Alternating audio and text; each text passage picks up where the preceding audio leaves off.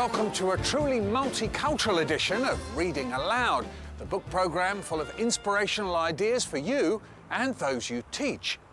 Today, here in Birmingham, a staggeringly diverse city, we're going to be mainly focusing on books that seriously challenge the way we think about cultural differences and race. Also in this week's show, how a game of noughts and crosses inspired an award-winning book, a story that turned these teenagers into avid readers. We meet the creator of Horrid Henry. No! And Living Through a Revolution, the memoirs of a Handsworth head.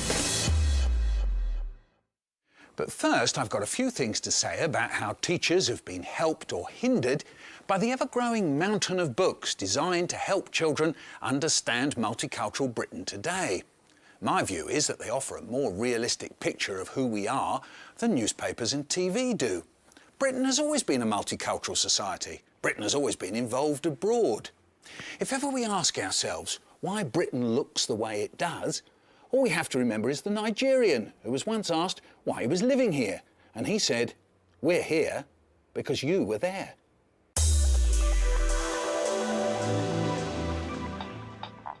Now, Noughts and Crosses by Mallory Blackman. The title of this powerful and provocative novel was actually inspired by the brain-numbing game. Noughts and Crosses is one of those games that no one plays much after childhood because nobody ever wins it. And I thought that perfectly summed up kind of racism and living in this society, because ultimately no one's ever going to win. And it just seemed to suit kind of the name. It seemed to be good names for the two societies. Kind of noughts conjures up this idea of nothings and zeros, and crosses kind of being closer to God in every way, or that's how they see themselves. In the book, the Noughts, who happen to be white, are second-class citizens in a world dominated by crosses, who happen to be black. Enter two lovers, Seffi, a cross, and Callum, a nought. And the stage is set for an explosive Romeo and Juliet story. Well, there's an incident in it that I've had an awful lot of letters about, where a naught girl is injured and she's got a dark brown plaster on her forehead. And I've had so many letters about that from sort of white people saying, "Oh, I didn't realise plasters were kind of pink before," because I turned that on its head and she's got a brown plaster on her head. And Seffi says, "God, that stands out." And Shania says, "Well, they don't make pink plasters, they only make dark brown ones, because, of course, the plasters are the colour of the majority." But Noughts and Crosses was actually my 50th book. And by then I thought, I'm ready to write about race now, and I wasn't so anxious about being kind of known as the race writer. And I just felt really ready to do it then. It's certainly a book with a message, but would it appeal to the teenagers at this special school in Birmingham? All these students have emotional and behavioural difficulties, and as a result have suffered big gaps in their education. Some never pick up a book. I was quite interested in the issues in the book, and the children seemed to need some sort of stimulus to get them reading, and so we embarked on the book. Noughts, even the word was negative, nothing, nil. When I explained what Noughts and Crosses was about, the black children were, yes, because for once the black were going to be on top. But this attitude did seep away as they got into the book. The issue became less about black and white. It became about Callum and Seffi. Wasn't the whole message of the good book to live and let live? So how could the Crosses call themselves God's chosen and still treat us the way they did? Ordinarily, they would not pick up a book and use it for entertainment. With this book, not only did they take them home, but they read them voraciously.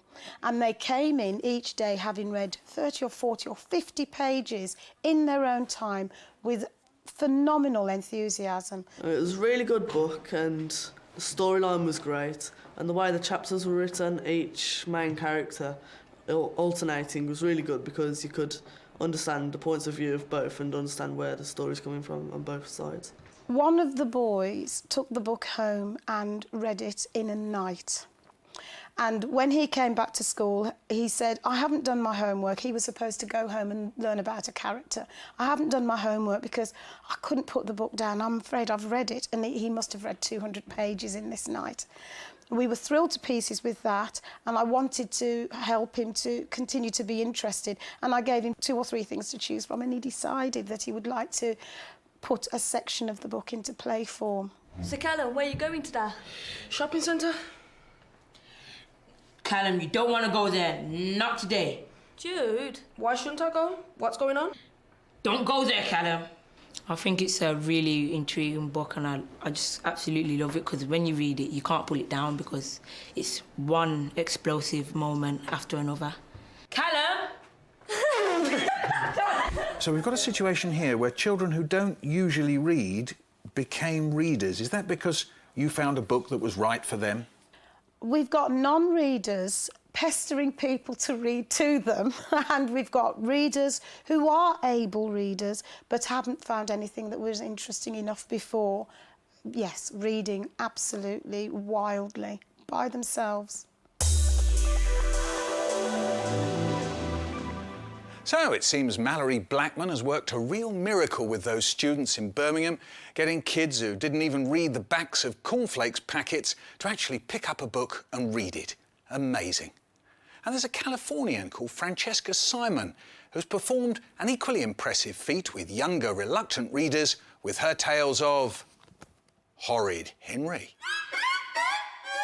The original idea was always to look at families where you have a good child and a bad child, which I think is a very classic thing that occurs in all families, and all children always know where they are.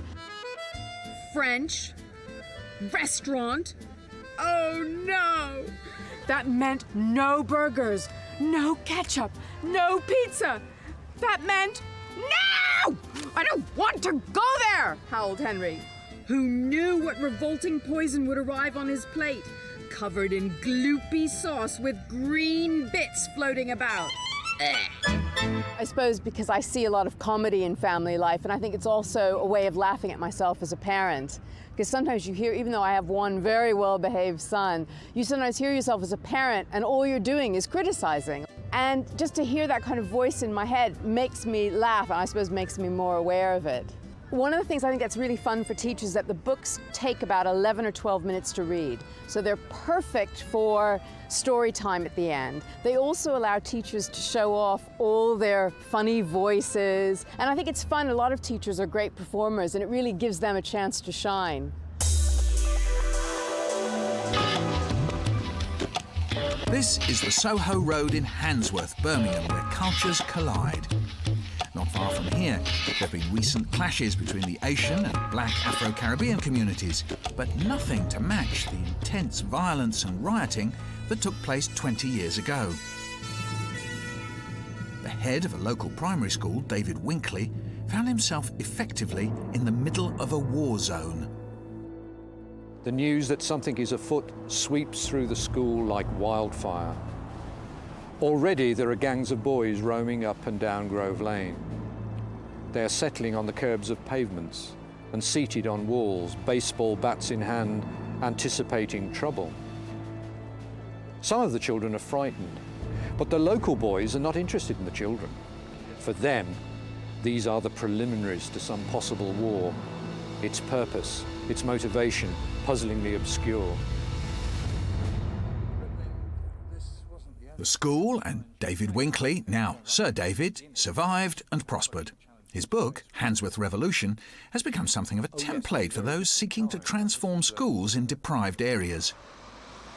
One of the qualities of a great school, as opposed to a satisfactory school, is its ability to take on a continual challenge of innovation.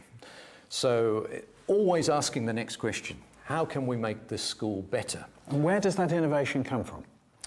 I think it starts with a vision, with a sense of utopia. Now, you'll never get to utopia, and you'll notice that through the book, the theme of utopia recurs, but it's an elusive theme. And David's utopian vision was challenged dramatically on one occasion when the netball team suffered racist chants while playing a largely white neighbouring school. We simply stopped the game and said, we're not carrying on, we are now going home. And indeed, we were confronted by some very aggressive, racist parents on the way home, one with a big dog. But a stand has to be made in that kind of situation. We heard there about an incident where David Winkley stood up to racism.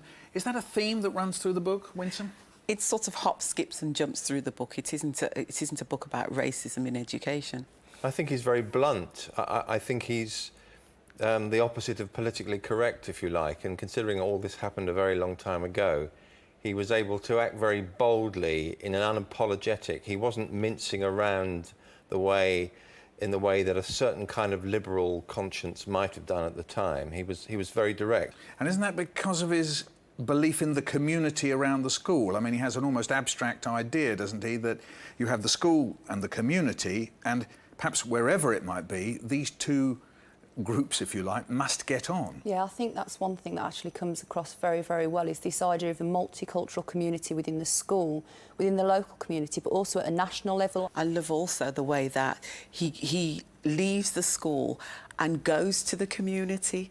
You know, something happens in school and he has this way of working with parents, with agencies, that sort of takes down their resistance. But the government got interested as well. Now, what were they interested in? A number of things. His emphasis on maths and language in the mornings. A whole morning? Yes. A whole morning. His concern to have a record-keeping system whereby the progress of every child could be monitored through the years. His concern to have a rigorous, tough-minded set of professional appraisal that gave him, the head, and his colleagues a sense of where they were going. And that appraisal came from outside? Came from outside. It did. So, do any of those things strike us as familiar? Yeah. The way he likes to depict it is that he was very ahead of his time, and for him, the government were just playing a kind of catch-up behind him and his ideas. I don't think really it is Handsworth Revolution, that book. I think it is Handsworth Evolution, because actually he didn't just turn up in 1974 and turn everything over in the course of a year, did he? No, it took a long. That's Very right. few people stay in the school for 23 years and transform it in the organic way that he did. Indeed. Is this a book that we enjoyed? I did. I absolutely loved it. And it's not a book I would have chosen myself to read. I wouldn't have picked it off the shelf. But once I started it, from that very beginning where you're introduced to him as the deputy head going for the headship, and you kind of see it not just through the school's eyes, but as a sort of more historical fact book of Handsworth as well. I mean, previously I've heard of the Handsworth riots, but I was, too young to sort of have understood it at the time. Having read it, I've reread it because it's amazing, because I actually lived through that, and I could pick out bits and was thinking, oh yeah, this is really, really good. Amazing book.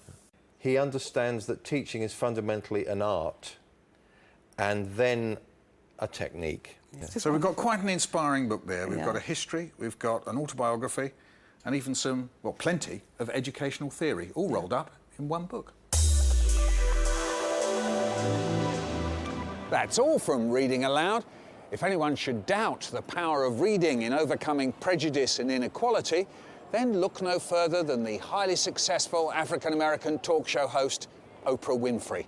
Reflecting on her success, she said, "I knew there were other places, another way of being, another kind of life and a way out, because I had read about it." Goodbye.